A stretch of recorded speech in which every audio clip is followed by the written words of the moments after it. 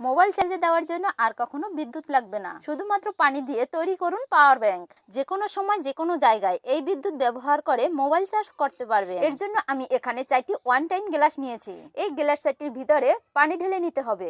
পানিটাকে একটু ফাঁকা রেখে ভরতে হবে। পানি দিয়ে গ্লাসটাকে একদম ফুল ভরা যাবে না। এরপরে আমার লাগবে লবণ। এই প্রতিটি গ্লাসের মধ্যে 1 চামচ করে লবণ দিয়ে দিতে হবে। লবণটা দিয়ে একটি চামচ দিয়ে লবণটাকে ভালোভাবে মিশিয়ে নিতে হবে। এরপরে আমার লাগবে 1 গজ তার ও আরো দুটো ছোট তার, আর এর সাথে লাগবে 4টি বেলেট। এই তারের দুই মাথায় বেলেট দুটিকে আটকে নিতে হবে। এইভাবে আমি অপর তারটিতেও বেলেট দুটিকে আটকে নেব। এরপরে মোবাইল চার্জ দেওয়ার জন্য লাগবে একটি মোবাইল চার্জার। এই মোবাইল চার্জারের মাথায় তার দুটিকে টেপ দিয়ে আটকে দেব ও এই তারের অপর মাথায় বেলেট দুটিকে আটকে নেব। এখন বেলেট দুটিকে দুটি গ্লাসে ভরে নেব। এখন চার্জার প্লাগটি মোবাইলে লাগিয়ে নেব। দেখুন, লাগানোর সাথে সাথে মোবাইলটি চার্জ হচ্ছে এবং উঠানোর সঙ্গে সঙ্গেই অফ হয়ে যাচ্ছে। সবাই